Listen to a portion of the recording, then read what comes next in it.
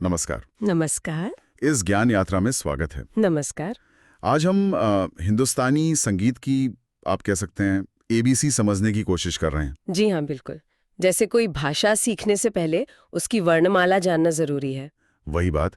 तो संगीत की इस भाषा के कुछ एकदम बुनियादी तत्व आज हम समझेंगे।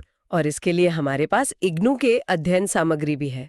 हाँ, इंदिरा गांधी राष्ट्रीय मुक्त विश्वविद्यालय के school of performing and visual arts की OMU 001 ब्लॉक 2 से ये खासतौर पर मूल तत्वों पर ही है। तो मकसद साफ है, स्वर, राग, लय, ताल, कुछ खास साज, इन सब की बुनियाद को समझना। स्रोत में शुरू में ही इंदिरा गांधी जी का एक उदाहरण भी है, शिक्षा एक मुक्तिदायक शक्ति है। तो चलिए संगीत के जरिए ज्ञान के इस पहलू को समझने निकलते हैं। बिल्कुल। ठीक है, तो कहाँ से शुरू करें? ये संगीत प्रणाली बाहर से देखने में काफी जटिल सी लगती है, पर इसकी पूरी इमारत कुछ मूल सिद्धांतों पर ही टिकी है ना? बिल्कुल। और इन बुनियादी चीजों को पकड़ लेना ही हिंदुस्तानी संगीत को अप्रिशिएट करने या फिर सीखने का पहला कदम है। ये स्रोत हमें काफी अच्छी तरह समझाते हैं ये कॉन्सेप्ट्स। तो क्यों ना सबसे पहले सबसे छोटी इकाई से शुरू करें? स्वर से? हाँ, स्वर, जिसे संगीत की आत्मा कहा जाता है। स्वर मतलब म्यूजिकल नोट्स। जी। स्रोत में लिखा है कि ये वो आवाजें जो कानों को अच्छी लगे, मन को बहलाए। जी, और मुख्य रूप से 7 स्वर हैं। हाँ, ये तो सुने, षड्ज, ऋषभ, गांधार, मध्यम, पंचम, धैवत और निषाद, जिन्हें हम आमतौर पर सा रे ग म प ध नी कहते हैं। तो ये संगीत की वर्णमाला हो गई एक तरह से। हाँ हाँ, ये तुलना ठीक बैठती है। ये 7 स्वर ही इसका आधार है। और मजे की बात ये है कि ये 7 स्वर भी 22 और बारीक आवाजों, जिन्हें श्रुति कहते हैं, उनमें से चुने गए हैं। 22 श्रुतियां। अच्छा। पर अभी हम 7 पर रहते हैं। इन 7 स्वरों को भी 2 मेन कैटेगरीज में बांटा जाता है, शुद्ध स्वर और विकृत स्वर। शुद्ध मतलब उनका ओरिजिनल फॉर्म। बिल्कुल। और विकृत मतलब थोड़ा बदला हुआ। बिल्कुल ठीक कहा। शुद्ध स्वर वो हैं जो अपनी सामान्य स्थापित जगह पर होते हैं। लेकिन रुकिए, शुद्ध स्वरों में भी एक और क्लासिफिकेशन है, चल और अचल। ये जानना बहुत जरूरी है। चल और अचल मतलब कुछ स्वर चलते हैं, कुछ नहीं। सुनने में अजीब है। हाँ, पर मतलब यही है।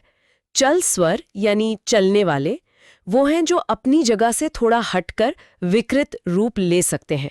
ये 5 हैं, रे, ग, म, ध, नी। अच्छा। रे, ग, म, ध, नी। और दूसरी तरफ अचल स्वर यानी जो चलते नहीं, वो हमेशा अपनी जगह पर फिक्स्ड रहते हैं।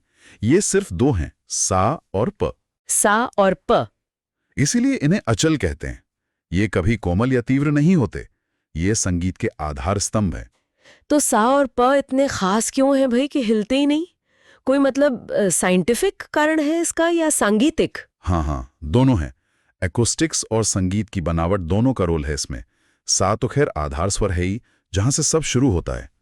और प जो सा से 5वां स्वर है, वो सा के साथ एक बहुत ही नेचुरल और मजबूत हार्मनी, एक संगति बनाता है। अच्छा। तो ये दोनों मिलकर संगीत को एक स्टेबिलिटी देते हैं, एक एंकर देते हैं, इसीलिए ये अचल है। समझ गया। तो अब आते हैं विकृत स्वरों पर। ये थे चल स्वर जो अपनी जगह से हिलते हैं, नीचे या ऊपर। सही। जब कोई चल स्वर रे, ग, ध या नी अपने शुद्ध स्थान से थोड़ा नीचे उतरता है तो उसे कोमल स्वर कहते हैं। कोमल मतलब सॉफ्ट। हाँ, कह सकते हैं।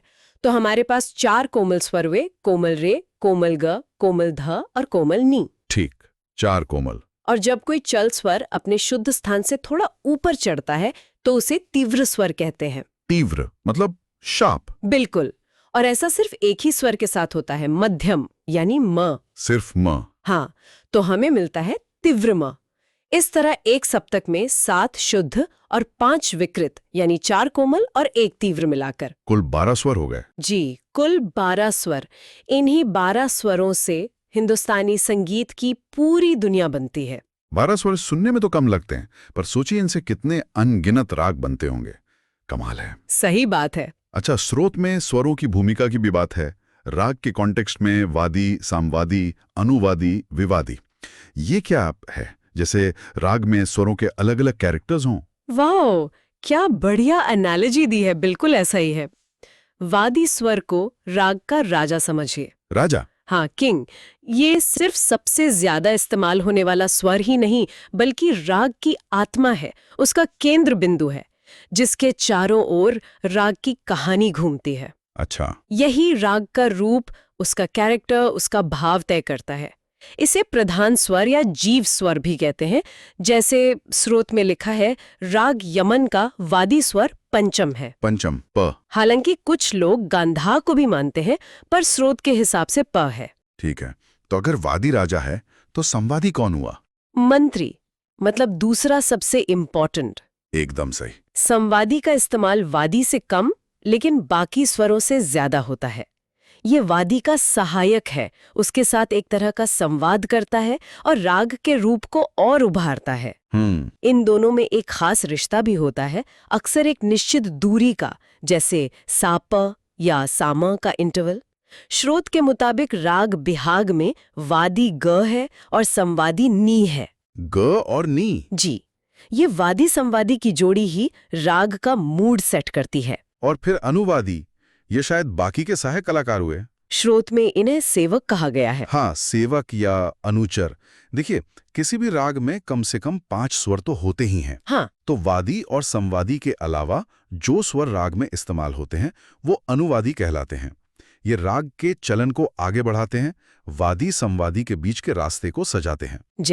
जैसे भैरवी राग में म वादी है और सा संवादी है, तो उसमें लगने वाले कोमल रे, कोमल ग, कोमल ध, कोमल नी, ये सब अनुवादी होंगे। अच्छा, अब ये आखिरी वाला विवादी, इसके नाम से लग रहा है ये कुछ ट्रबल मेकर है, विवाद पैदा करने वाला। हाँ, कुछ वैसा ही। विवादी स्वर वो है जिसका प्रयोग राग के नियमों के हिसाब से वर्जित है, मना है, मतलब उसे राग में इस्तेमाल नहीं करना चाहिए। तो फिर इसका जिक्र क्यों? यही तो मजा है। कभी-कभी बहुत स्किलफुल कलाकार राग की सुंदरता बढ़ाने के लिए जानबूझकर बहुत ही संभाल के और बस एक ममे के लिए विवादी स्वर का इस्तेमाल कर जाते हैं। अरे, मतलब नियम तोड़कर भी राग को सुंदर बनाया जा सकता है? ये तो बड़ी दिलचस्प बात है। बिल्कुल, लेकिन ये बहुत ही नजाकत का, फिनेस का काम है। अगर सही ढंग से सही जगह पर लगाया जाए तो ये विवादी स्वर एक अनएक्सपेक्टेड सी चमक, एक अलग रंगत दे जाता है। वाह! जिससे राग का स्वरूप बिगड़ता नहीं बल्कि और निखर जाता है। जैसे स्रोत में उदाहरण है कि राग बिहाग में कभी-कभी तीव्र मध्यम का प्रयोग विवादी की तरह कुशलता से करते हैं। ये एक तरह से दिखाता है कि कलाकार कितना क्रिएटिव है और राग पर उसकी कितनी पकड़ है। कमाल है। तो ये हुई स्वरों की कहानी और उनके रोल। अब ये जो गायक या वादक ऊंची और नीची आवाज में गाते बजाते हैं, उसका क्या सिस्टम है? श्रोत में सप्तक का जिक्र है, ये क्या 7 स्वरों का ग्रुप है? हाँ, सप्तक का मतलब ही है 7 स्वरों का एक ग्रुप, सा से लेकर नी तक। गाने बजाने में आसानी के लिए आमतौर पर 3 सप्तकों का इस्तेमाल होता है, मंद्र सप्तक यानी नीचे का, मध्य सप्तक बीच का और तार सप्तक ऊपर का। और इनमें फर्क क्या है? आवाज की पिच का, मोटाई पतलाई का? बिल्कुल, ये आवाज की ऊंचाई या फ्रीक्वेंसी का खेल है। मध्य सप्तक के स्वरों की फ्रीक्वेंसी मंद्र सप्तक के स्वरों से ठीक डबल होती है, 2 गुनी। हाँ, और तार सप्तक के स्वरों की फ्रीक्वेंसी मध्य सप्तक से डबल होती है, यानी हर सप्तक ऊपर जाने पर आवाज तेज या कह ले पतली होती जाती है। अच्छा। ज्यादातर गाना बजाना मध्य सप्तक में होता है, इसलिए उसके स्वरों पर कोई निशान नहीं लगाते। मंद्र सप्तक के स्वरों को दिखाने के लिए उनके नीचे एक बिंदी या नुक्ता लगाते हैं, जैसे रे, धा। हाँ, नी, धा, पा। और तार सप्तक के स्वरों के लिए उनके ऊपर बिंदी लगाई जाती है। सा, रे, ग। बिल्कुल, सा रे ग। ठीक है, तो स्वर समझ लिए, सप्तक समझ लिए, पर इन स्वरों को किसी खास ढांचे या मूड में पिरोते कैसे हैं? यहाँ शायद थाट आता है। स्रोत कहता है कि थाट वो ग्रुप है जिससे राग पैदा हो सकता है। एकदम सही पकड़ा आपने।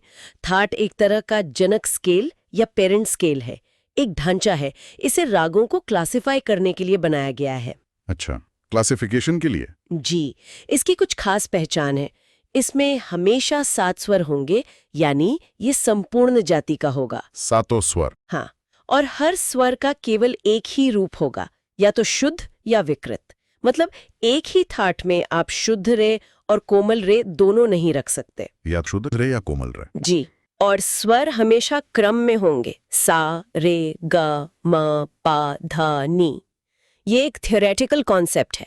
थाट को गाया बजाया नहीं जाता, ये रागों को समझने का एक टूल है। तो ये राग बनाने का रॉ मटेरियल हुआ। हाँ, कह सकते हैं, पर ये सिर्फ कच्चा माल नहीं, ये एक ब्लूप्रिंट जैसा है जिसमें नियम है कि कौन से स्वर होंगे, क्रम क्या होगा।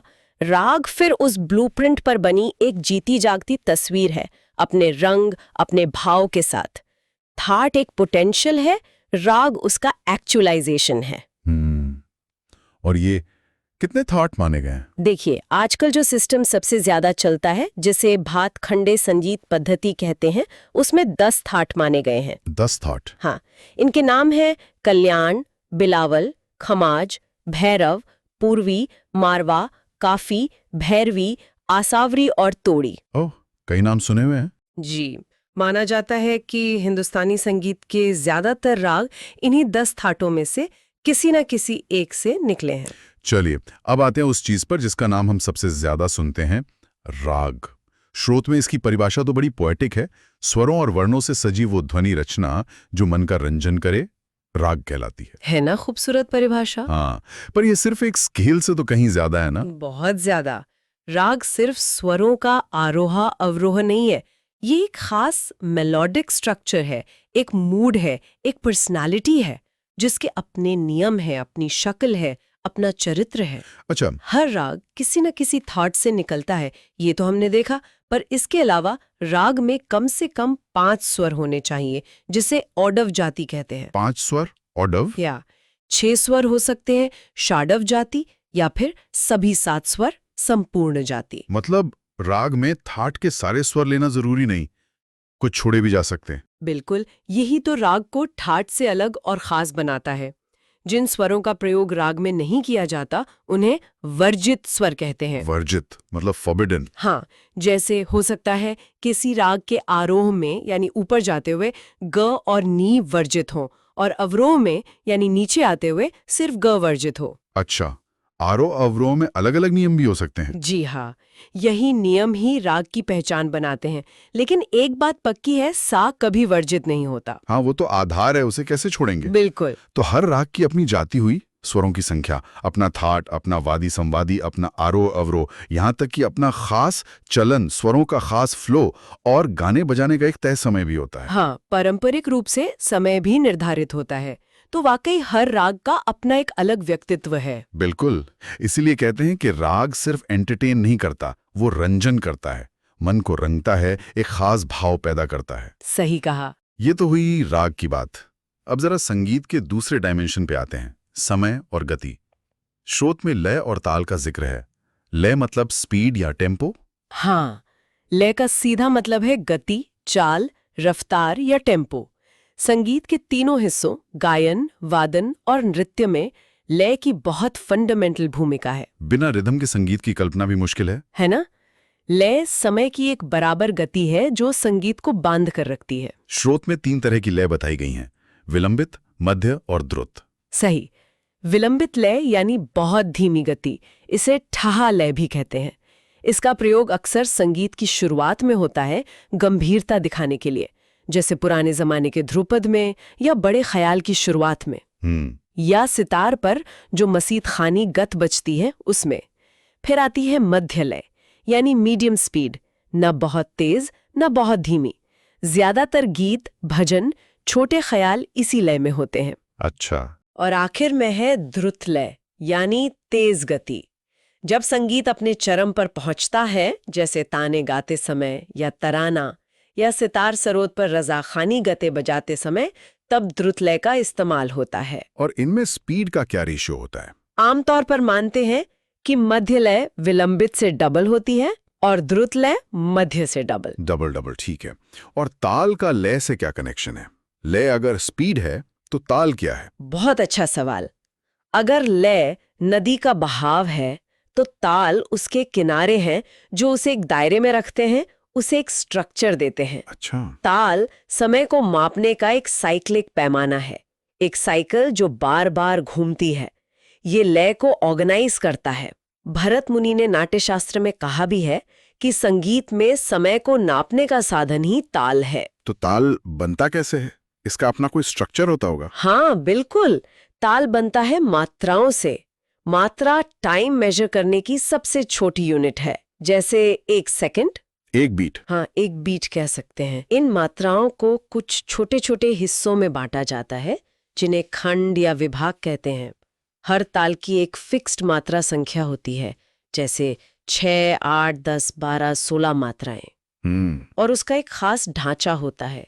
इस ढांचे में तय होता है कि किस मात्रा पर जोर पड़ेगा, जिसे सम या ताली कहते हैं, और किस मात्रा पर जोर नहीं पड़ेगा या खालीपन का एहसास होगा, जिसे खाली कहते हैं। ताली और खाली। जी, ये ताली खाली का पैटर्न ही ताल की पहचान बनाता है। श्रोत में कुछ उदाहरण भी हैं, जैसे दादरा 6 मात्रा, कहरवा 8 मात्रा, 3 ताल 16 मात्रा। ये सबसे कॉमन ताल हैं शायद। हाँ, ये बहुत पॉपुलर ताल है। खासकर लाइट म्यूजिक और छोटे ख्याल में दादरा कहरवा खूब बजते हैं। 3 ताल तो क्लासिकल म्यूजिक में बहुत ज्यादा इस्तेमाल होता है। पर इनके अलावा भी बहुत से ताल हैं, हर एक का अपना अलग वजन, अपना अलग अंदाज होता है। तो कलाकार लय के साथ ताल के इस फ्रेम में कैसे काम करता है? क्या वो हमेशा एकदम ताल के साथ ही चलता रहता है? ये बहुत अच्छा सवाल पूछा आपने। ताल एक ढांचा तो देता है, एक साइकिल देता है जो बार बार घूमती है। हाँ। लेकिन उसी ढांचे के अंदर कलाकार लय के साथ खेलता है, वो लयकारी करता है। कभी वो जानबूझकर लय धीमी करता है, कभी तेज करता है, कभी वो ताल की मात्राओं के बीच में आकर कोई खास बात कहता है। अच्छा। कभी जानबूझकर सम यानी ताल की पहली और सबसे महत्वपूर्ण मात्रा से थोड़ा पहले या बाद में आता है, स्पैनिंग पैदा करने के लिए। वाह। ये जो ताल के डिसिप्लिन में रहकर लय के साथ क्रिएटिव फ्रीडम लेना है, यही हिंदुस्तानी संगीत की खूबसूरती है। ये दिखाता है कि नियमों के अंदर भी कितनी आजादी है। बेहतरीन। अब आखिर में स्रोत हमें 2 बहुत जरूरी साथी साजों से मिलवाता है, तानपुरा और तबला। पहले तानपुरे की बात करें। ये तो कोई मेलोडी नहीं बजाता है ना, बस पीछे गूंजता रहता है। फिर ये इतना इंपॉर्टेंट क्यों है? आपका सवाल ही इसके जवाब की तरफ इशारा कर रहा है। तानपुरा मेलोडी नहीं बजाता, लेकिन उसका रोल बहुत गहरा है। वो गाने या बजाने के वक्त आधार स्वरों का, आमतौर पर राग के हिसाब से प सा या म सा जैसे स्वरों का एक लगातार गूंजता हुआ आधार एक ड्रोन देता है। ड्रोन। ये गूंज सिर्फ सुनने में अच्छी नहीं लगती, बल्कि ये गायक या वादक को सुर में बने रहने के लिए एक रेफरेंस पॉइंट देती है। अच्छा, सुर में बने रहने के लिए। जी, ये एक स्थिर बैकग्राउंड बनाता है जिस पर राग की तस्वीर उभरती है। श्रोत में सही लिखा है कि स्वर साधना के लिए तानपुरा अनिवार्य है। ये मन को शांत और कॉन्सेंट्रेट करने में भी मदद करता है। तो ये सिर्फ साज नहीं, एक तरह का मेडिटेशन टूल भी हुआ। इसके कई हिस्से बताए हैं श्रोत ने, तुम्बा, तबली, घुड़चर, जवारी। बाप रे, लिस्ट लंबी है। क्या आप मुख्य हिस्सों और उनके काम के बारे में थोड़ा बता सकती हैं? हाँ, जरूर। मुख्य हिस्सों को उनके फंक्शन से समझते हैं। सबसे नीचे जो बड़ा गोल हिस्सा होता है, जो अक्सर सूखे कद्दू या लौकी से बनता है, वो है तुम्बा। तुम्बा। ये खोखला होता है और आवाज को रेजोनेंस यानी गूंज देता है। तुम्बे के ऊपर जो लकड़ी की पतली सी प्लेट ठकी होती है, वो है तबली। ठीक। तबली के ऊपर एक छोटा सा पुल जैसा रखा होता है, उसे घुड़च या ब्रिज कहते हैं। इसी घुड़च के ऊपर से तानपुरे के तार गुजरते हैं। अब घुड़च की ऊपरी सतह पर एक खास तरह की घिसाई की जाती है, उसे कहते हैं जवारी। ये बहुत बहुत इम्पोर्टेंट है। जवारी। हाँ, इसी जवारी की बनावट और उस पर रखे सूत के धागे के सही इस्तेमाल से तानपुरे की वो खास गूंजती हुई थोड़ी बजिंग साउंड पैदा होती है, जिसमें मेन नोट के साथ कई और सहायक स्वर, ओवरटोन्स भी सुनाई देते हैं। ओह, तो ये जवारी ही राज है उस गूंज का। बिल्कुल। नीचे की तरफ जहां तार बंधे होते हैं, वो कील या लुंगोट है। जो लंबी खोखली गर्दन है, वो डांट कहलाती है। ऊपर की तरफ लकड़ी की खूंटियां हैं, जिन्हें घुमाकर तारों को ट्यून करते हैं, मोटा मोटा। और हाँ, तारों में घुड़च और कील के बीच छोटे मोती जैसे दाने होते हैं, जिन्हें मनका कहते हैं। इन्हें खिसकाकर स्वर को बहुत बारीक फाइन ट्यून किया जाता है। अच्छा, मनके से फाइन ट्यूनिंग होती है। जी, तो ये सब हिस्से मिलकर तानपुरे की वो खास ध्वनि पैदा करते हैं। समझ गया। अब बात करते हैं तबले की। ये शायद हिंदुस्तानी संगीत का सबसे जाना पहचाना परकशन इंस्ट्रूमेंट है। स्रोत कहता है कि ये पुराने जमाने के पखावज या मृदंग से बना है। हाँ, ये काफी पॉपुलर और एक्सेप्टेड थियरी है।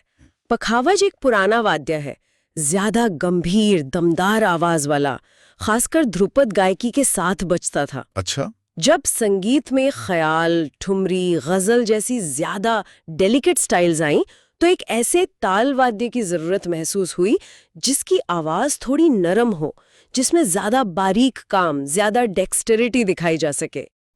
माना जाता है कि इसी जरूरत ने तबले को जन्म दिया। कुछ लोग इसका आविष्कार अमीर खुसरो को भी मानते हैं, हालांकि इस पर हिस्टोरियंस में डिबेट है। और ये असल में दो अलग-अलग ड्रम्स होते हैं ना, एक छोटा एक बड़ा। बिल्कुल। दाहिने हाथ से बजाया जाने वाला छोटा लकड़ी का ड्रम दायां या तबला कहलाता है। इसे आमतौर पर राग के सा या किसी फिक्स्ड नोट पर मिलाया जाता है। ठीक। और बाएं हाथ से बजाया जाने वाला बड़ा धातु का या कभी-कभी मिट्टी का ड्रम बायां या डग्गा कहलाता है। इसकी आवाज गहरी और गूंजदार बेसी होती है। बजाते समय हथेली के प्रेशर से इसके स्वर को बदला भी जा सकता है, जिससे घुमकी या मींड जैसी आवाजें निकलती हैं। अच्छा, इसके भी कई हिस्से हैं। पुड़ी, स्याही, गजरा, बद्दी। इनमें सबसे खास क्या है जो तबले की आवाज बनाता है? पुड़ी तो वो खाल हुई जिस पर मारते हैं। हाँ, पुड़ी बकरी की खाल से बनी होती है और तबले के मुंह पर मढ़ी जाती है। इसी पर हाथ से बजाते हैं। पुड़ी के बीचों बीच एक काला गोला होता है जिसे स्याही कहते हैं। हाँ, वो काला वाला हिस्सा। वो सिर्फ दिखने के लिए नहीं है, वो लोहे के बुरादे, चावल, गोंद वगैरह के मिक्सचर से परत दर परत लगाकर बनाई जाती है। और यही तबले की खास खनकदार आवाज और उसमें सुनाई देने वाले अलग अलग हार्मोनिक्स के लिए जिम्मेदार है। तो स्याही से आवाज बनती है? जी, उसकी क्वालिटी बनती है। पुड़ी के किनारे पर चमड़े का एक मोटा गोल घेरा होता है, वो गजरा है। इसी गजरे में छेद करके चमड़े की लंबी रस्सी या बद्दी पिरोई जाती है, जो नीचे तक जाकर पुड़ी को कसकर रखती है। अच्छा। दाएं तबले पर बद्दी के नीचे लकड़ी के छोटे छोटे गुटके फंसाए जाते हैं, जिन्हें गट्टे कहते हैं। इन्हीं गट्टों को हथौड़ी से ठोककर ऊपर नीचे करते हैं, जिससे दाएं तबले का स्वर मिलाया जाता है। तो पुड़ी और स्याही ये मिलकर तबले की जान है। बिल्कुल। तो स्याही सिर्फ डेकोरेशन नहीं, बल्कि तबले की साउंड इंजीनियरिंग है। कमाल है। हाँ, कह सकते हैं। तो हमने आज हिंदुस्तानी संगीत की बुनियाद को समझने की कोशिश की। स्वरों की दुनिया, उनसे बनने वाले राग और थाट, समय को साधने वाली लय और ताल, और इन सब को संवारने वाले साथी साज, तानपुरा और तबला। हाँ, ये सब मिलकर एक बहुत ही रिच और गहरा ताना बाना बुनते हैं। और ये सोचना कितना फैसिनेटिंग है कि कैसे इन्हीं गिने चुने 12 स्वरों, कुछ लय के सिद्धांतों और ताल के ढांचों से हजारों राग और बंदिशें बनी हैं, हर एक का अपना अलग रंग, रूप और भाव। इन बुनियादी बातों की समझ यकीनन संगीत सुनने के एक्सपीरियंस को बदल सकती है, उसे और गहरा बना सकती है। तो ये सब जानने का क्या मतलब निकलता है? शायद यही कि संगीत की जो कॉम्प्लेक्सिटी और गहराई हमें खींचती है, उसकी जड़ें एक बहुत ही वेल स्ट्रक्चर्ड और लॉजिकल फाउंडेशन में है। हर चीज का अपना एक पर्पस है, अपना एक फंक्शन है। बिल्कुल, एक व्यवस्था है। और जाते जाते हमारे सुनने वालों के लिए सोचने की एक बात छोड़ जाते हैं। अब जब हम ये जानते हैं कि हर राग का एक वादी यानी राजा स्वर होता है जो उसके कैरेक्टर को डिफाइन करता है, तो अगली बार कोई राग सुनते समय क्या उसमें सबसे ज्यादा उभरने वाले स्वर को पहचानने की कोशिश करना दिलचस्प नहीं होगा? हाँ, ये एक अच्छी एक्सरसाइज हो सकती है। ये जानने की कोशिश की इस राग का राजा कौन है, शायद सुनने के अनुभव को एक नई परत दे दे। जरूर दे सकता है।